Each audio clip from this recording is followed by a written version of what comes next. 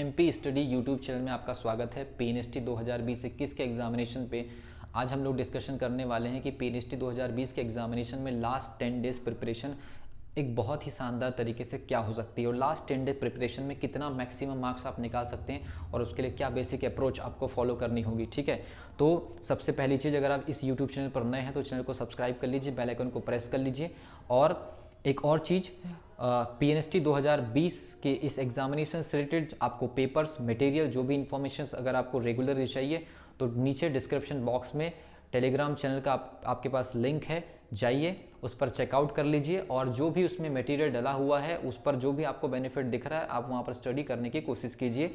और जो मेरी गूगल मीट की जो लिंक होती है मीटिंग के लिए, अगर आपको लगता है तो मीटिंग भी आप ज्वाइन कर सकते हैं। ठीक है, तो सबसे पहली चीज़, आज का हमारा वीडियो का जो बेसिक जो मकसद है बनाने का वो ये है कि अगर पीएनएसटी एग्जामिनेशन की प्रिपरेशन लास्ट 10 डेज में करनी है तो बेसिक अप्रोच क्या होनी चाहिए, मैं आपको एकदम प्रैक्टिकल तरीके से बताने की कोशिश करूंगा। किसी भी प्रकार की कोई थ्योरेटिकल बात नहीं होगी।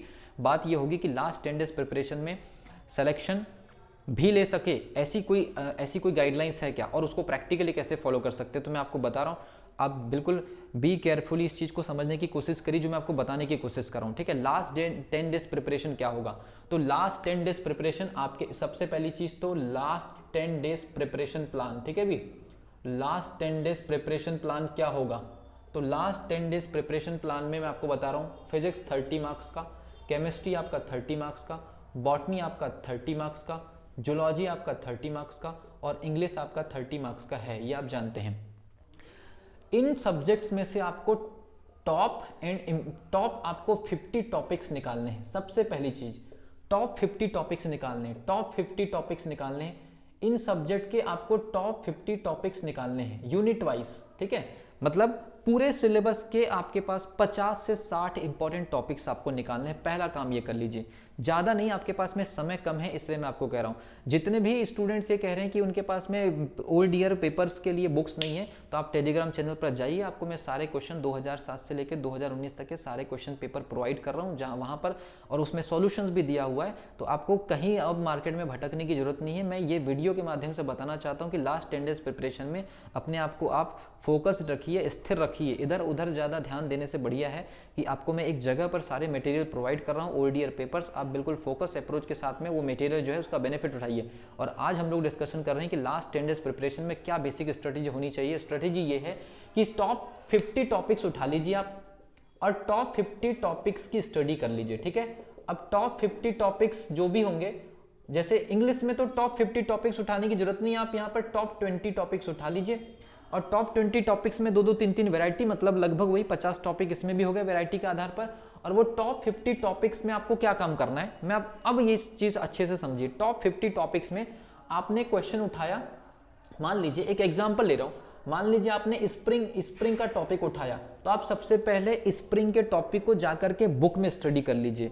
तो उसके बाद फिर आपका स्प्रिंग पूरा कंफर्म होना चाहिए, स्प्रिंग की स्टिफनेस, स्प्रिंग की एनर्जी, स्प्रिंग में खिंचाव, स्प्रिंग में कंप्रेशन, जो भी टॉपिक उसके अंदर होते हैं उसको पूरा स्टडी कर लीजिए। तो ये आपका एक टॉपिक कवर हो गया। ऐसे ऐसे आपको फिजिक्स में 50 टॉपिक, केमिस्ट्री में 50 टॉपिक, बॉटनी में 50 टॉपिक और जूलॉजी में 50 टॉपिक, इंग्लिश में आपके 20-22 तो वैरायटी ही है, तो उसमें आप वैरायटी के अंदर 1-2 और वैरायटी कवर कर लीजिए। और करना क्या, आपको क्वेश्चंस उठाना है पुराने साल के। क्वेश्चंस कहाँ से मिलेंगे, टेलीग्राम चैनल पर रखे हैं। किसी भी प्रकार के बुक्स के लिए अब आपको भटकने की जरूरत नहीं है। जिनको नहीं मिल रही कोई प्रॉब्लम नहीं है, जिनको मिल चुका है उनके लिए भी कोई प्रॉब्लम नहीं है। वहाँ आप टेलीग्राम चैनल पर ओल्ड ईयर पेपर्स आपको मिल रहे हैं, सबके सब पेपर्स आपको मिल जाएंगे। तो आपको क्या काम करना है, क्वेश्चंस उठाना है और वो क्वेश्चंस देखना है जो बार बार रिपीट हुए, और उनके टॉपिक को जाकर के बेसिक बुक में, सीबीएसई की बुक में या बोर्ड की बुक में स्टडी करना है, उनकी नॉलेज गेन करनी है। और हमने सेलेक्टेड कितने 50 टॉपिक्स, एक दिन में भी अगर मान लीजिए आपने 3 से 4 टॉपिक भी कवर कर लिए तो अभी आपके पास में 15 से कुछ दिन है, लेकिन मैं लास्ट 10 डे मान के चल रहा हूँ। 4 से 5 टॉपिक भी पर डे अगर आपने कर लिए तो आप इजीली 50 टॉपिक एक कॉन्फिडेंट तरीके से कर लेंगे। आपको 30 क्वेश्चन आते हैं, वो 50 टॉपिक में से आपको 15, 20, 22 क्वेश्चन आराम से आपको उस टॉपिक से रिलेटेड मिल जाएंगे। और अच्छे से स्टडी करेंगे तो एग्जामिनेशन हॉल में आप तेजी से सॉल्व करेंगे। खासतौर पर फिजिक्स और केमिस्ट्री में न्यूमेरिकल जो सॉल्यूशन है उसको देख करके जरूर जाइए। ठीक है। लेकिन किसी भी क्वेश्चन को सिर्फ आपको टिक करके प्रैक्टिस नहीं करनी है, उस टॉपिक की जाकर के स्टडी करनी है पहले बेसिक बुक में, उसके बाद आकर के क्वेश्चन को टिक लगाना है और ऐसे आपके 50 टॉपिक क्लियर कर लेने हैं, ठीक है। तो ये 50 टॉपिक 50 पांचों सब्जेक्ट के 250 टॉपिक हो जाएंगे और 250 टॉपिक में 150 क्वेश्चंस, मेरा सामान्य 100 110 115 क्वेश्चंस आपके फंस जाएंगे। उस 110 115 क्वेश्चन में अगर आपने एक्यूरेटली 75% भी एक्यूरेसी के साथ अगर आपने सॉल्व कर दिए तो आपके 80 मार्क्स आपके आराम से बन जाएंगे। तो लास्ट 10 डेज प्रिपरेशन आपके लिए एक ही प्लान है कि क्वेश्चंस देखिए, जाकर के बेसिक बुक में स्टडी कीजिए और वापस आकर के उस क्वेश्चन के सही आंसर को क्लिक करने की कोशिश करिए। जब आप 10 क्वेश्चन सॉल्व करेंगे और 10 में से आपके 8-9 सही होने लगेंगे, मान लीजिए कि आपकी प्रिपरेशन बिल्कुल राइट वे में है, राइट डायरेक्शन में है, ठीक है।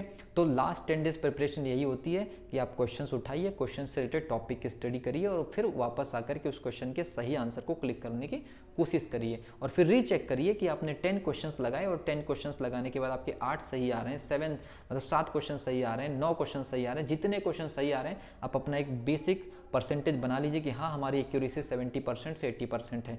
और 70% से 80% पीएनएसटी में आप जानते हैं बहुत ज़्यादा हो जाता है। मैं कह रहा हूँ आप 60% की एक्यूरेसी मार के देख लीजिए, 90 मार्क्स होते हैं। 150 नंबर का 60% जो होता है 90 मार्क्स होता है और 90 मार्क्स एक बहुत बेहतरीन स्कोर माना जाता है पीएनएसटी में, ठीक है। मैंने आपको पहले भी बता दिया है कि पीएनएसटी एग्जामिनेशन में टॉप 10 जो गर्ल्स होती हैं, टॉप 10 करने, जो टॉप 10 की जो लिस्ट में होती है, उन लड़कियों की जो स्कोरिंग होती है वो स्कोरिंग आपको मैं बता दूं 110 112 115 के आसपास ही होती है, ज़्यादा कोई ऐसा हाई स्कोरिंग नहीं होती। पेपर की वैरायटी बहुत ज़्यादा बड़ी होने की वजह से ये स्कोरिंग इतना ज़्यादा जो है गिर जाता है। तो टॉप 10 में जो लड़कियाँ स्टूडेंट्स होती है उनकी भी स्कोरिंग 110 112 के अराउंड ही रहती है।